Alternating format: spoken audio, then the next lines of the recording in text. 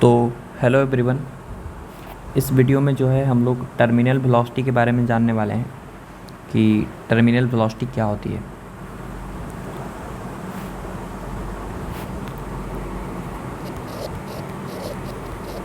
Terminal velocity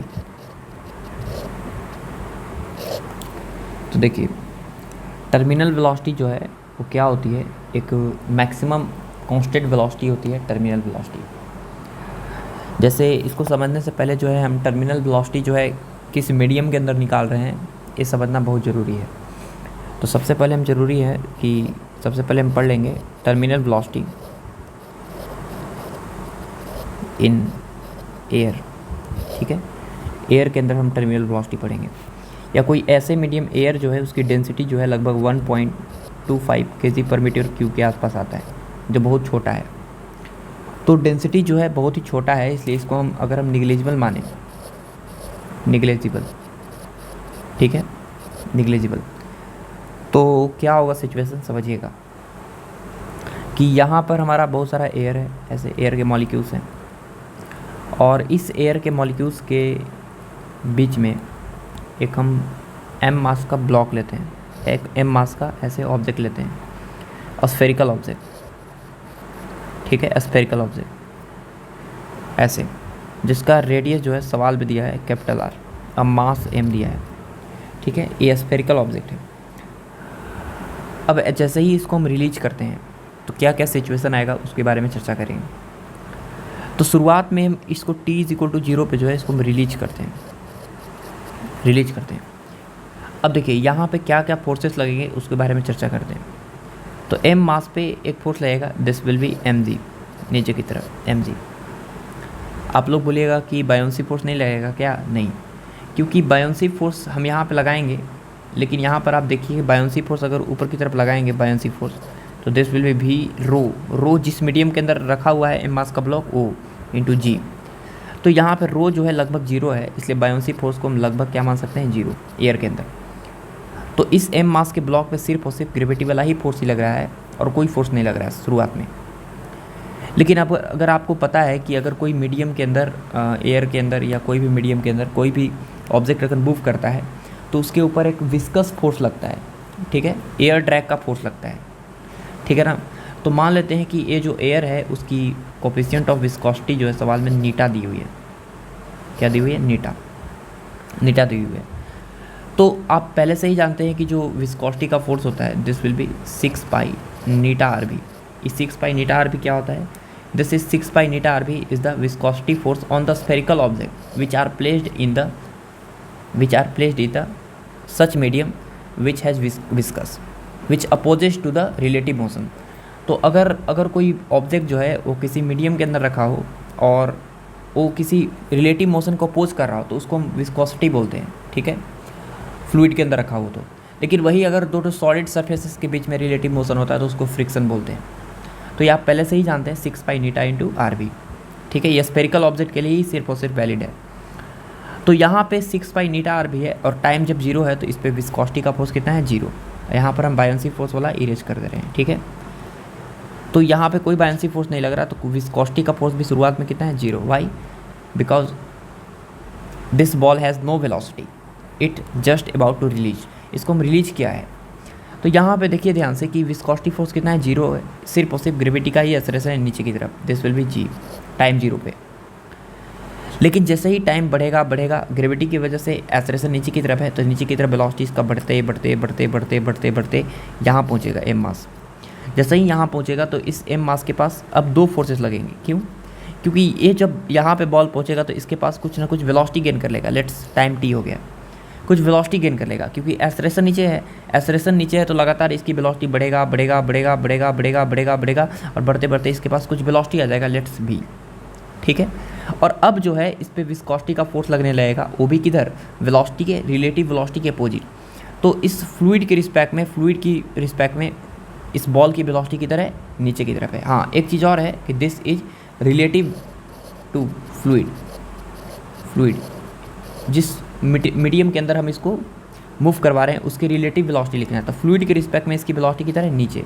तो इस block पे फोर्स लग जाएगा ऊपर की तरफ, this will be viscosity force this equal to 6 pi नीटा, रेडियस है इस बॉल का कैपिटल आर जो दिया हुआ है, इंटू वेलोसिटी, यहाँ वेलोसिटी कितना है v।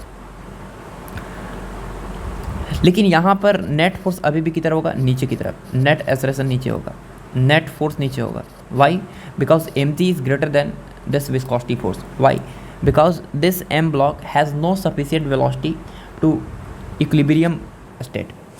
तो यहाँ पर जो mg है वो विस्कोसिटी फोर्स के बराबर नहीं हो सकता है, क्योंकि mg जो है अभी शुरुआत में बड़ा रहेगा विस्कोसिटी फोर्स से, उतना ज़्यादा वेलोसिटी जो है अचीव नहीं कर पाएगी। ठीक है, हाँ, जैसे जैसे टाइम बढ़ेगा, जैसे जैसे टाइम बढ़ेगा एम मास का ब्लॉक नीचे की तरफ जाएगा, एक्सेलरेशन नीचे होने की वजह से, एक्सेलरेशन नीचे होने की वजह से इसकी वेलोसिटी लगातार बढ़ेगी बढ़ेगी बढ़ेगी। लेकिन वेलोसिटी बढ़ेगा तो नेट फोर्स और नेट एक्सेलरेशन का क्या? तो वेलोसिटी बढ़ने से क्या होगा, नेट फोर्स और नेट एक्सेलरेशन दोनों घटेंगे। वाई? अगर हम इस पॉइंट पे अगर इस बॉल पे नेट फोर्स देखें तो this will be net force equal to, नीचे वाला फोर्स mg बड़ा है, नीचे वाला फोर्स mg बड़ा है, ऊपर वाला फोर्स 6 पाई नीटा आर भी क्या है, छोटा है। ठीक है, लेकिन जैसे जैसे टाइम बढ़ेगा, जैसे जैसे टाइम बढ़ेगा उसकी वेलोसिटी बढ़ेगी, वेलोसिटी बढ़ेगी तो ये वाला टर्म बढ़ेगा, ये वाला टर्म बढ़ेगा तो नेट फोर्स क्या होगा, घटेगा। और नेट फोर्स घटेगा तो ऑफ कोर्स नेट एक्सेलरेशन भी क्या होगा, घटेगा। और नेट एक्सेलरेशन घटेगा तो ऐसे नहीं बोल सकते हैं कि वेलोसिटी घटेगा, नहीं नहीं, एक्सेलरेशन घट रहा है इसका मतलब है कि वेलोसिटी बढ़ने की जो रेट है वो घट रही है। जैसे मान लेते हैं कि एक्सेलरेशन अगर कहीं पर 2 मीटर पर सेकंड स्क्वायर है तो हर 1 सेकंड में 2 मीटर पर सेकंड वेलोसिटी बढ़ रही है। अब मान लेते हैं एक्सेलरेशन घट के 1 मीटर पर सेकंड स्क्वायर हुआ, तो इसका मतलब है हर 1 सेकंड में अब 1 मीटर पर सेकंड वेलोसिटी बढ़ेगी।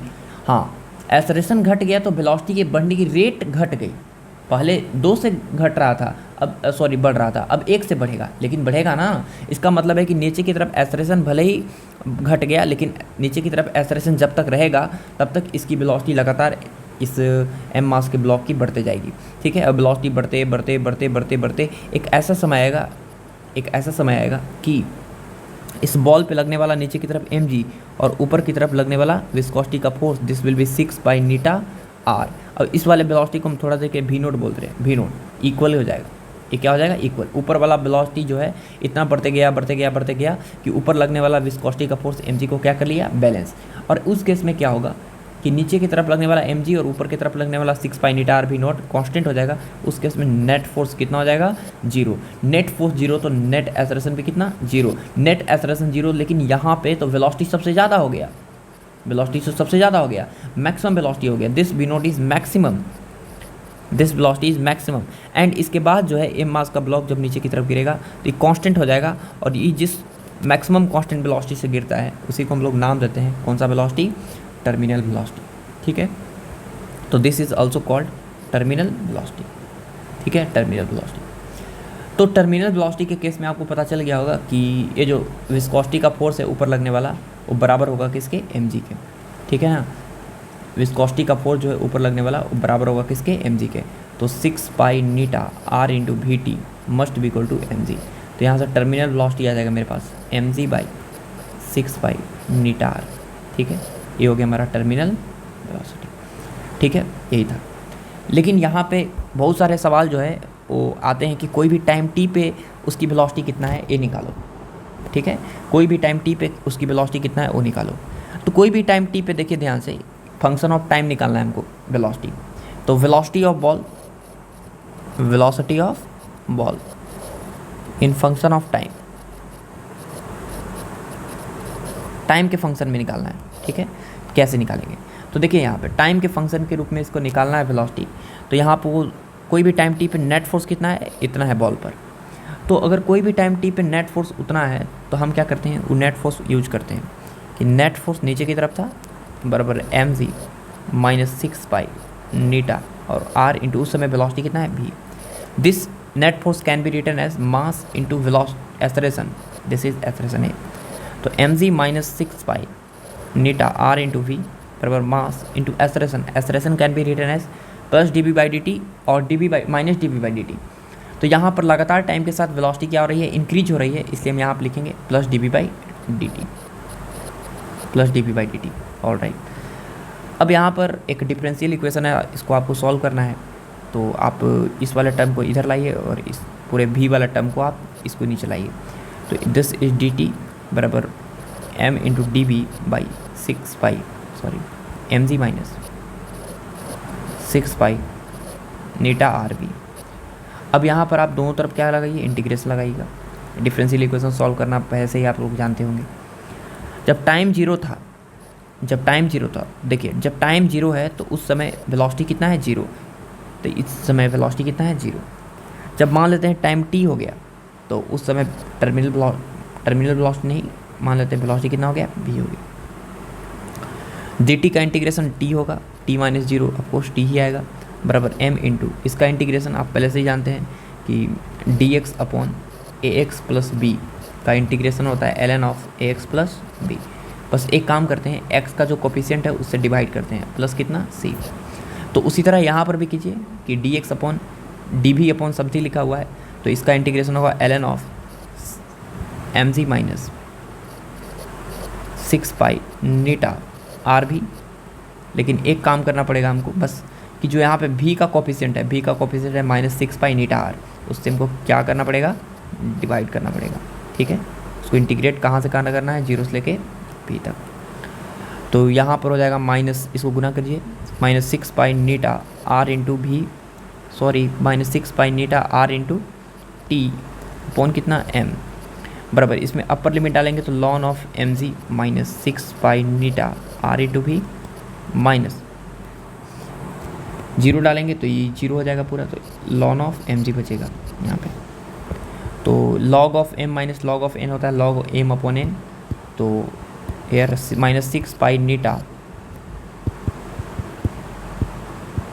Minus 6 pi Neeta r into t by m बराबर log of m upon n, तो एम जी माइनस 6 पाई नीटा आर भी बाई कितना, एम जी। तो यहाँ पर आपको दिख रहा होगा कि यहाँ पे आपको पहले से ही पता है कि लॉग का बेस ई है, ई का अगर हम ए वाला पावर करते हैं, ई वाला, तो हमको पूरा नंबर मिल जाता है लॉग के अंदर जो इनपुट है। तो यहाँ पर आपको मिलेगा एम जी माइनस 6 पाई नीटा आर भी by m g is equal to e to the power minus 6 pi Neeta r into t upon m. तो यहाँ से m g by m g 1 हो जाएगा, तो 1 माइनस 6 पाई नीटा आर भी by m g बराबर e का power minus 6 pi Neeta r t by m. तो यहाँ से इसको, इस वाले टर्म को इधर लाइए, इसको टर्म को इधर लाइए, तो यहाँ से हो जाएगा भी का वैल्यू आ जाएगा m g by 6 pi Neeta r into 1 minus e to the power minus 6 pi Neeta r t by m, ये आ गया। तो किसी भी टाइम टी पे आपका क्या आ गया, वेलोसिटी आ गया m g by 6 pi Neeta r into 1 minus e to the power minus 6 pi Neeta r t by m. ये कोई भी टाइम टी पे क्या आ गई, उसकी वेलोसिटी आ गई। ठीक है ना, किसी भी टाइम टी पे इस एम मास का ब्लॉक का वेलोसिटी आ गया। ठीक है, अगर कोई बोल दे कि इस एम मास की वेलोसिटी को टाइम के साथ ग्राफ बनाइए, तो बिल्कुल बनाएंगे। ठीक है, इसका ग्राफ तो एक्सपोनेंशियली इंक्रीजिंग होगा, आपको पहले से ही पता है। ये हो गया वेलोसिटी, ये हो गया टाइम।